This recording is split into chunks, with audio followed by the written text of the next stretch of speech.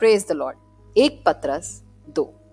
परंतु आप लोग चुने हुए वंश, राजकीय पुरोहित वर्ग, पवित्र राष्ट्र तथा परमेश्वर की अपनी निजी प्रजा हैं, जिससे आप उसी के महान कार्यों की घोषणा करें जो आप लोगों को अंधकार से निकालकर अपनी अलौकिक ज्योति में बुला लाया है। हैलोवीन एक ऐसा त्योहार है जिसके बारे में ज्यादा लोग नहीं जानते।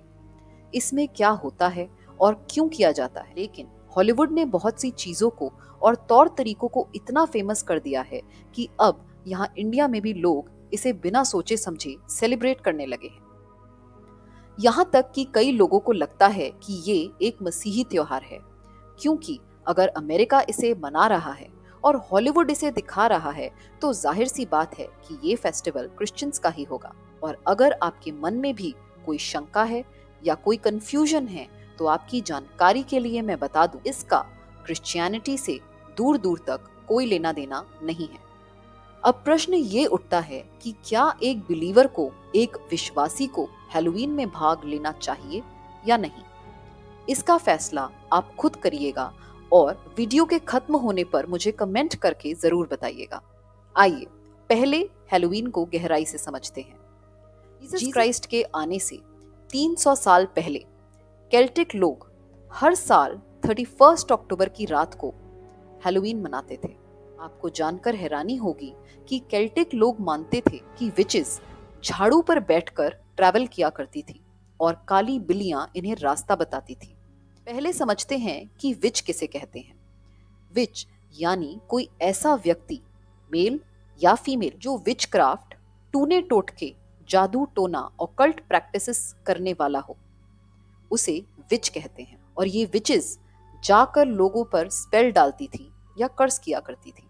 आपने देखा होगा कि बच्चों के कार्टून्स में, बुक्स और कई मूवीज में भी विचेस को झाड़ू पर बैठकर उड़ते हुए दिखाते हैं।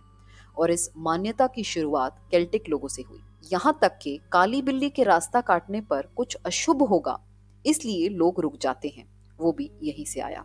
इनका मानना है कि हर साल 31 अक्टूबर की रात को इविल स्पिरिट्स यानी प्रेत आत्माएं और बुरे लोगों की आत्माएं आकर केल्टिक लोगों को सताया करती थी।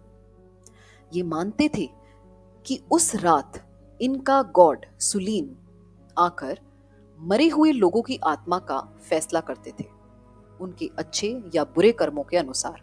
कुछ हिस्टोरियंस मानते हैं कि सुलीन है God of darkness and death. कुछ मानते हैं कि ये केल्टिक लोगों के हार्वेस्ट फेस्टिवल यानी फसह के पर्व का त्योहार है।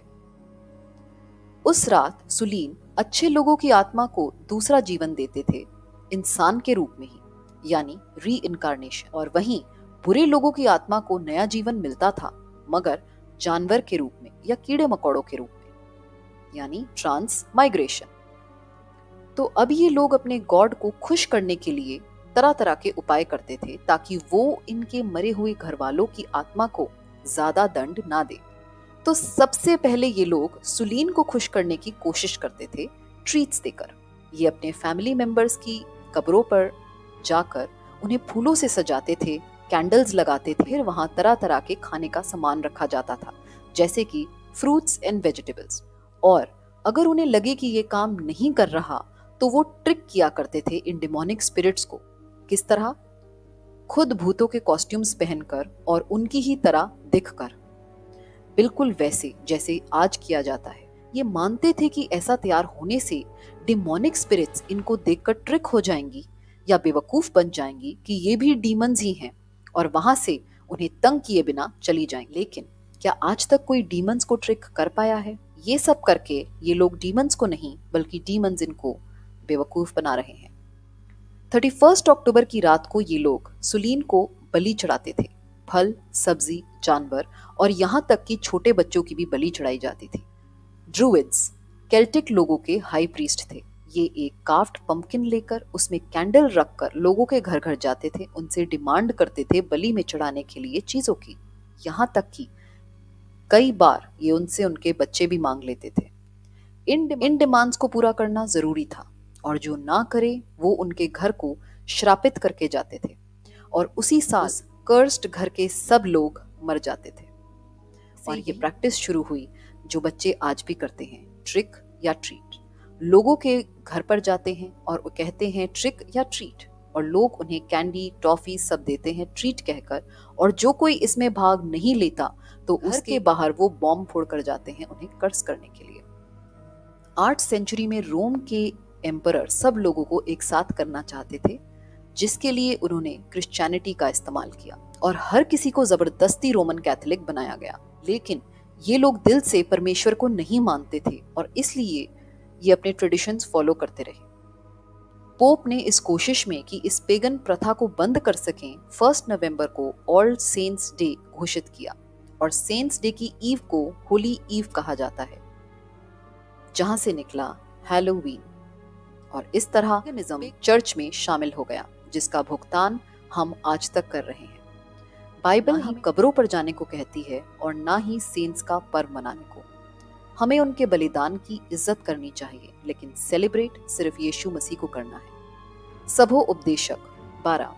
तब मिट्टी मिट्टी में मिल जाएगी और आत्मा परमेश्वर के पास लौट जाएगी जिसने उसको प्रदान किया था। अब आपके मन में ये सवाल आएगा कि हैलोवीन आज भी क्यों मनाया जाता है, इसका क्या कारण है? तो इसके कई कारण हैं, क्योंकि आज भी सेटनिस्ट हमारे बीच हैं जो शैतान की पूजा आराधना करते हैं, उसे बलि चढ़ाते हैं 31 अक्टूबर की रात को। और इसका कारण ये भी है कि ये एक बहुत प्रॉफिटेबल बिजनेस है।